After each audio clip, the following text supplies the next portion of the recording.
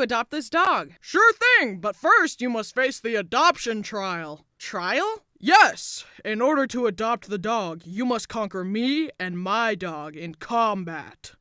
I'll do it. I'll do it for him. I can't lose. I will beat you. Wait, what?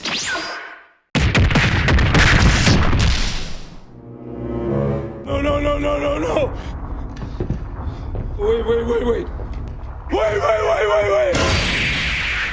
Well, that was a nightmare, and I'm pretty sure I'm bleeding internally and punctured a lung, but it was all worth it for you. I think I'll name you Bo. Hi, I'm Bryson, and this is my dog Bo. I've had him for about 1 year, and I love him. Today we're gonna talk about some of the joys and pains of owning a dog. Bo, no! Stop! After deciding I wanted a dog, I searched a bajillion animal shelters and met several dogs, but when I met Bo, it was seriously love at first sight. His shiny, lustrous coat, his beefy head, his vacant expression, his muscular cheeks. How could I resist? But what really impressed me about Bo was that he could be high energy and goofy at times, but I could also get him to calm down. Bo is a stupid name! Bo, sick 'em! Actually, even the first hour of Bo officially being my dog was kinda crazy. On the drive home from adopting him, I was trying to check my blind spot, but all I could see was his big head in the way, so that was a pretty scary drive. Jesus, take the wheel! Bo is well trained now, but that wasn't the case at first. In the first few weeks of having him, me and my brother Braden ran into some problems. Basically, Braden tried to bathe him in... Thankfully, he's great at baths now and cooperates with us, but that first one was an uphill battle. I also didn't know how Bo acted around other dogs, so I was very cautious. One time I was taking him on a walk in the snow, when all of a sudden we turned a corner and saw a dog. Bo bolted, and I immediately slipped on ice, falling right on my butt and dropping Bo's leash in the process. Before I continue, put yourself in the other dog owner's perspective. A 70-pound pit bull is running full speed at you, and the owner is incapacitated. You are moments from death. Nah, I'm just kidding. It turns out Bo is very friendly with strangers and other dogs. But that would have been unfortunate if I had a murderer on my hands, right? I would have had to be all like, sorry my dog destroyed your dog and bit you in the jugular. This is kind of awkward. Well, see you later. Another snowy night before I had trained Bo how to listen to me, he once again heard another dog and initiated make a friend mode. He started sprinting at full speed, pulling me behind him, and I was literally skating and slipping on the ice behind him. Surprisingly, the 1 ounce of coordination in my body made it so I didn't fall. It was actually kinda cool. Bo is also very nosy, like physically nosy. If he could talk, he would be like, "What you doing? What's that? Where you going? What you got there? What you doing? What you doing? What you doing?" Literally anywhere I go, him and his big nose are there. Sometimes you think he's off laying down somewhere, but then you open the door and he materializes behind you. Ah! Also, sometimes I'll let him sleep in the bed with me, but he lays right smack in the middle, so I have to Tetris my body in order to fit. Also, he's a big fan of drinking stupid amounts of water. He loves drinking from the tub, from streams, from the dishwasher, from the toilet. So much so, in fact, that sometimes I'll get out of the shower, he will nose his way in and lick the water off my legs like a weirdo. But one time I got out, turned to get my towel, and... Bryson, why don't you just lock your bathroom door? I do, but he has learned how to unlock doors and stand on 2 feet and speak English. He's becoming more and more powerful, and I can't stop him. Bryson, it's 4 p.m. Time for me to bathe you. That's a joke. His IQ is 4, just like his dad. He's very muscular and strong and way more handsome than me. I'm kind of jealous because after like a week of having him, I had gotten more compliments for him than I have received literally in my entire life. Hey, that's a good-looking dog. You could use some work, though. I mean, your cheeks don't even compare. What? Also, Bo is a plush now. Isn't he cute? Use the link in the description to buy one before they sell out. Hey, Bo, what do you think? Bo, hey, give it back, give it back, give it back, give it back, give it back. Ah! Also, all the money I get from this will go to the Humane Society to help stop dog fighting. Just by buying this plush, you are helping save countless animals from the barbaric practice of dogfighting. Link in the description. Okay, back to the video.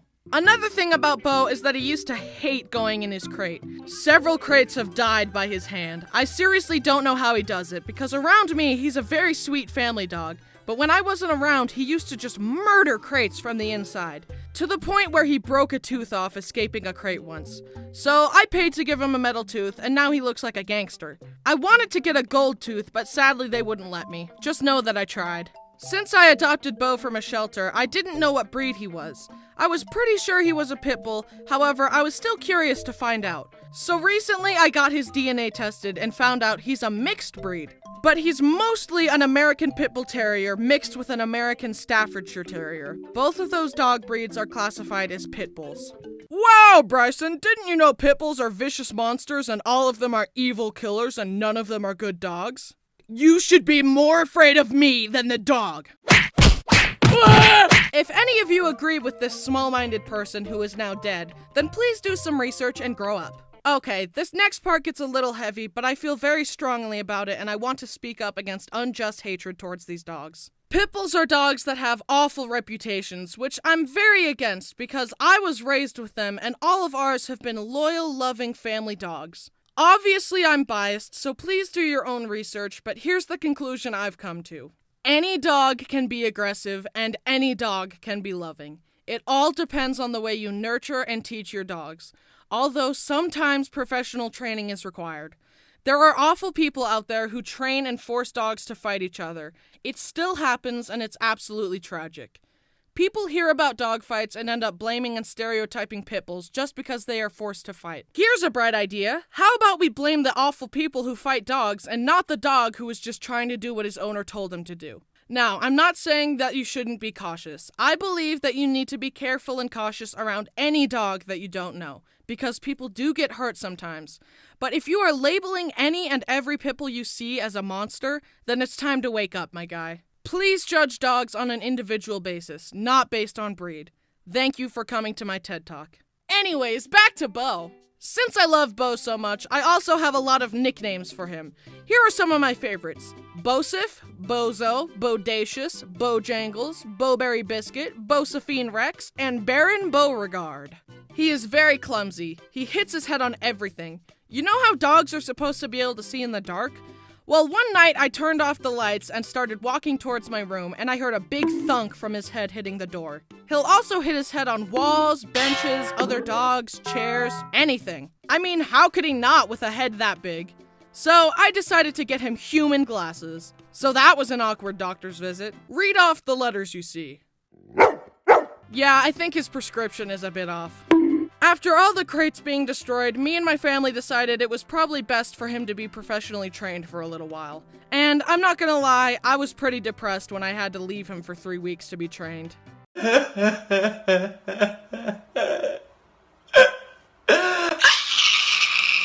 He was doing good, but let's be honest, I'm no professional and he needed some better obedience. And I needed better training tactics. But I have him back now and he's better than ever and I'm never leaving him anywhere ever again. Well, off to my wedding. Bo, you are coming with me.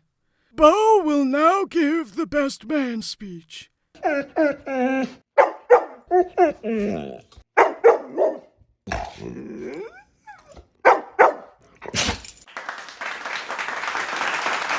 In conclusion, I love Bo. He's my full-time best friend and I adore him and I would literally die for him. And if I see any of you making mean comments about pit bulls, then I will appear in your room tonight. Ha ha, pit bulls are stupid, vicious monsters. The only monster is me.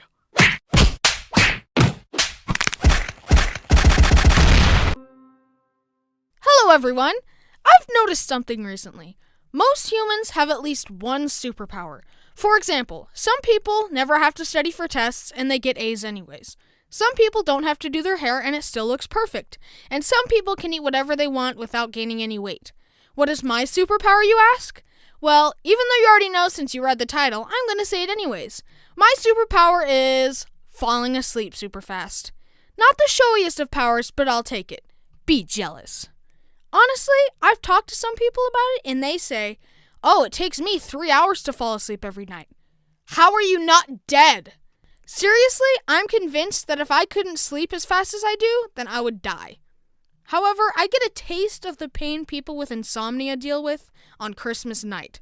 Seriously, I think that I have only had a solid sleep on Christmas Eve once. Once! I'm just so excited, and I sit in my bed saying, oh my gosh, oh my gosh, oh my gosh, oh my gosh, oh my gosh, oh my gosh. And doing that every night would definitely kill me. I honestly didn't know that it was abnormal how fast I fell asleep until one time I was having a sleepover with my best friends Cole and Travis, and in the morning they said, you fell asleep in 30 seconds. I didn't believe them, but they said, yeah, you got into your bed, said goodnight, and then 30 seconds later we asked if you were still awake, and you didn't respond. But that story is nothing compared to the most recent one. My friend Dallin was sleeping over, and he says that I got into my bed and said goodnight. 30 seconds later, my little brother Brenner asked Dallin a question. Dallin said, I don't know. What do you think, Bryson? Bryson? Brenner? Both of us were gone, just like that. In the morning, he told us what had happened, and we were dying laughing. But sometimes I fall asleep on accident. Mostly when I'm watching movies. Even if I'm super interested in the movie, once I have that first slow blink of drowsiness, I'll be asleep within 5 minutes. No matter how hard I try. Gone. It's like this for my whole family, but especially for my mom. She'll say, okay, I'm going to bed, and we'll all say, oh, it must be 9 o'clock. Seriously, every night, come 9 o'clock, and my mom is instantly ready to go to bed. I'll probably make a separate video about dreams that I've had, but I want to talk about this specific one because it's so hilarious. So I was in Spanish class, and I guess it was the perfect temperature or something, but I fell asleep on my desk. But I was only half asleep. My eyes were closed and I couldn't move, but I could still hear what was happening in class. I had a dream about a hamburger, but the hamburger was saying exactly what the teacher was saying. Okay, everybody, pull out your Spanish notes. We're going to practice for the quiz next week. And oh my gosh, where am I? I woke up with a jolt, and for a second, I had no idea where I was. I will never look at that teacher the same way again. I called my ability to fall asleep a superpower, but imagine actually trying to use that against real criminals. Someone's robbing the bank! Help! Never fear, for I am here! Stop right there, criminals! Yeah, how are you going to stop us? By doing this. Just gotta lay down real quick.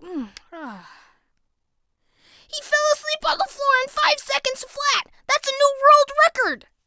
Hey, stop right there. Gotcha. Drat, his incredible distraction gave the cops enough time to catch us. No! I think that would be effective against criminals. Anyways, here's another thing I think about. Sleep is really weird. You close your eyes and you don't know that you exist for a few hours, and sometimes your mind plays a weird brain movie. So yeah, what's your superpower? First, there was Octopus Attack Part 1 when a girl fell in love with me and tried to drown me in a pool. And now, the sequel you've all been waiting for. By the way, I hate that video and I think it's embarrassing, so go watch it and make fun of me. Okay, into this video. It all started when my family went to a public indoor pool. I was holding my 2-year-old nephew, Hank, and playing with him in the pool. Then a girl came up to me and asked, "Are you single?" Yes? Who's asking? What? Why? How old are you? My friend really likes you. We're both 12. Okay, this is horribly awkward. I'm 17. I don't believe that. You're not the only one. She left to talk to the girl that supposedly liked me, which, by the way, how do you know that you like me? You've never even met me. Also, after this whole experience, my sister said, when they asked if you were single, you should have just said, "No, I'm not single. This is my son." Which I have to say, I regret not doing. So after she left, I thought the interaction was over, but the girl who supposedly liked me came up to me and said, "Hi, I'm 16. Do you want to hang out?" Huh, interesting. I seem to remember that other girl saying that you were 12. Also, who introduces themselves by saying, "Hi, I'm 16. Hi, 16. I'm Bryson."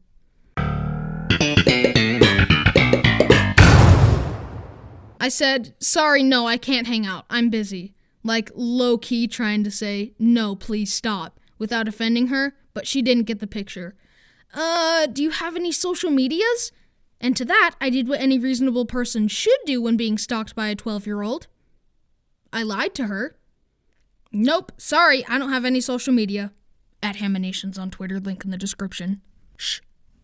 Oh, okay. And she left. I told my family about the situation, and they all laughed at me. I thought my troubles were over, but I was wrong. I decided to go on the slide, and wouldn't you know it, those two girls were suddenly interested in the slide too. I decided to do some experimentation. I went to the lazy river, they were in the lazy river. I was in the children's playground helping Hank have fun, they were suddenly in the children's area too. I went on the slide, they were on the slide. Cool, they're following me. On top of the slide, the girls asked me again, "Are you sure you're 17? Yes, I'm very sure. Also, I'm not interested in a romantic relationship with you, let alone anyone right now. And I went down the slide. By the way, I'm a male and I'm straight. Stop asking. The rest of the night, I stuck very close to my family in the lazy river, avoiding the girls who were still following me. Also, the one girl kept doing these dolphin dives every time she passed.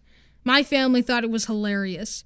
Also, apparently the two girls asked my entire family if I was really 17. My sister Brittany said, "Yes, he's 17. It would be pretty illegal for him to date you." They just laughed awkwardly. Also, after we had all gotten out of the pool, the girls approached my mom in the locker room and said, "Are you Bryson's mom? Because I really like him and, my mom said, "You can talk to him about that." The girl, knowing that I already said I wasn't interested, pushed harder. "Does he have a cell phone? You can talk to him about that. Can you give me his number? You can talk to him about that. Does he have any social media? Where do you live? Can we hang out?" You can talk to him about that. This girl tried to get my mom to force me to, quote, hang out with her and let alone get all our personal information. Luckily, my mom was awesome and saved my life again from a crazy girl. Thanks, Mom. You're the best. Love ya. So yeah, don't stalk people. See ya. Don't talk to me or my son ever again. Hey, everybody. I've got another story for you. So when I lived in North Carolina, we had brick stairs leading up to our front door, and one of the bricks on the corner was missing. And every time you walked up to the porch, you would see that brick was missing. So my mom, after years of having to look at that stupid missing brick, she decided to replace it, which is actually way harder than it sounds because our house was old and they didn't make that kind of brick anymore. However, we had one more corner brick that didn't have holes in it that my mom could use to replace it. Anyways, the point is she spent a ton of time adding a brick to the stairs. We were going to go to the pool that day, so my mom left the sledgehammer that she had been using to chip off the old mortar so that she could put the new brick in, and she went inside and told me, my little brother, and his two friends to go outside to the car. We walked outside and I noticed the brick. I had been living in that house for years, and I was used to there being a brick missing. This new brick looked so strange to me, and I felt like it didn't belong. So the obvious next step in my stupid idiot little head was, that brick doesn't belong. I should smash it with this sledgehammer. So I completely destroyed it.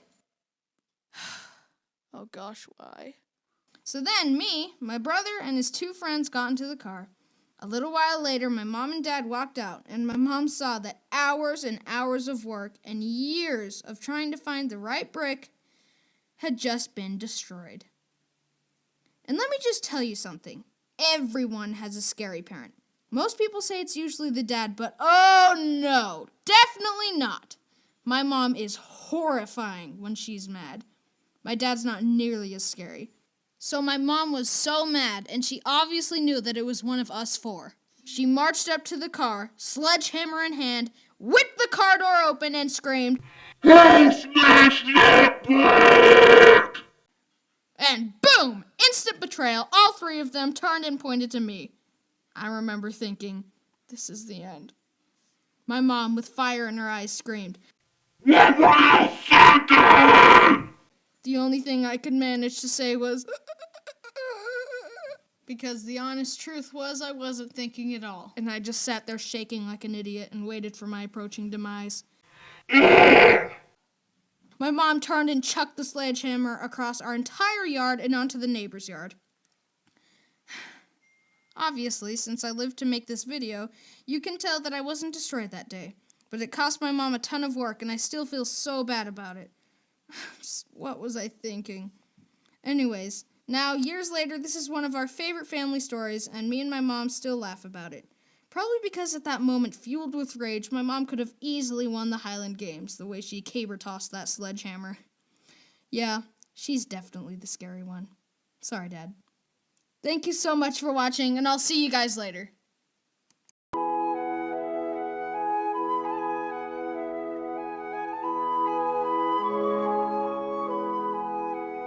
Life is good and needs to be cherished. You see, I almost died just now. We must be grateful for the time we have, because at any moment we could... Hi there, my name is Bryson. Do you guys want to hear how close I came to dying? How I have sat on the fence betwixt the worlds of life and death, and be it by fate, be it by luck, be it by some otherworldly power that my soul was spared from almost certain death? Would you like me to illuminate the moments where the scythe of the Grim Reaper scathed by me?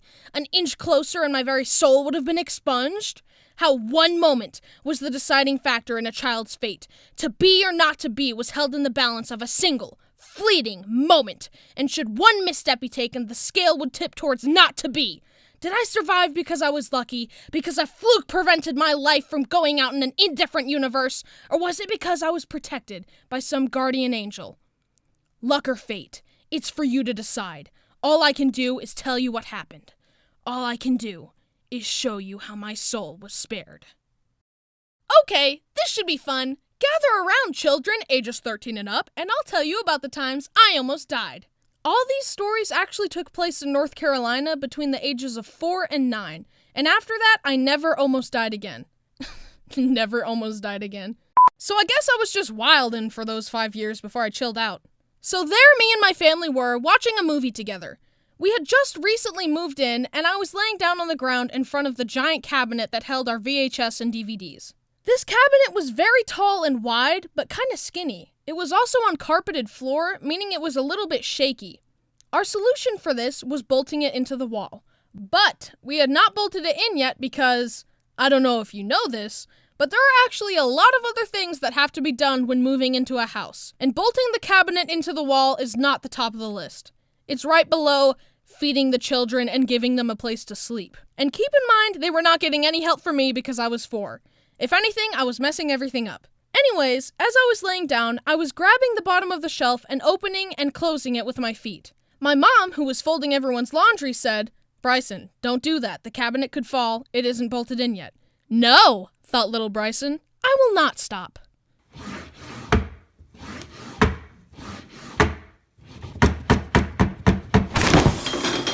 Whoa. Hey, Bryson, you good? No, that didn't happen. I mean, the shelf did fall, but there's a twist.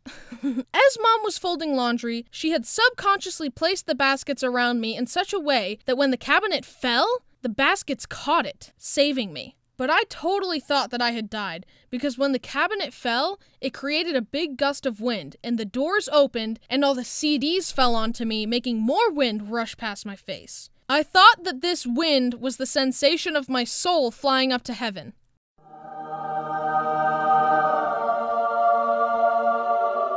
Bryson, are you okay? Is he dead? Am I dead? Oh, he's not dead. Brody, stop. So this other time, Kyle, who was engaged to my sister at the time, dared me to stand on his hands so he could lift me all the way up because... fun. He was older, therefore all-knowing, so I said okay. So Kyle, who was like 6 feet tall, lifted little 4-foot Bryson up. His arms were fully extended, which added like an extra 2 feet, so my head was 12 feet in the air. And to a 9-year-old, that's basically in space. Anyways, as I'm up there, I lose my balance. I tried to use the wall to stabilize myself, but I failed instantly, and I fell down head first. Kyle watched me falling to my death and activated his marine powers to catch me by the ankle. And I kid you not, there were 6 inches of clearance between the floor and my head. Had Kyle been 1 second later, I would have totally died. Kyle later told me that as I was falling, he thought, I can't enter the family like this. Hey guys, I'm so excited to finally marry Brittany and be part of the family. I love you guys so much. So anyway, I killed Bryson. Haha, nice. Brody, stop. This next story is the real reason I made this video. because it was the most dangerous. You could argue that I would have survived the other 2 stories. That cabinet would only have broken a few bones. Or, you could survive falling 12 feet directly onto your head. Maybe. But this next story is the real deal. I would 100% have died. Cool. Brody! Stop. Mom and Dad weren't home and it was raining outside. My brother Braden must have been bored, so he told me to come with him across the street because... Okay. Anyway, we crossed the street in the rain when all of a sudden, lightning struck nearby. The sound shattered the air and shook me to the core. I was only like 5, so this really scared me. I started crying and running back to the house. I ran to the middle of the road when suddenly my foot planted to the ground and I froze where I was. Right then, a car sped right in front of me. I was shocked, but I unfroze and ran into the safety of the house. I watched through a window as a very scared Braden walked back to the house. He had watched me almost die after all. Just then, the car that almost hit me pulled in front of him, and the lady driving the car scolded Braden and yelled at him for my mistake, which was super rude because 1, it wasn't Braden's fault, and 2, that lady was the one going way over the speed limit in a neighborhood. Braden came back to the house, and things started to calm down, but I started to think about what had just happened. Then the thought occurred. Why had I stopped? I was running to the house and I hadn't seen the car and I had no intention of stopping. It felt like I had been stopped, and I stayed there for a solid second, and had I continued running in that second, the car would have totally hit me. So the question remains, was I stopped by some guardian angel or was it just luck? I don't know, but whatever it was, I'm glad I'm not dead. Yet. Several Brysons were almost harmed in the making of this video. Please subscribe so he doesn't die from taxes.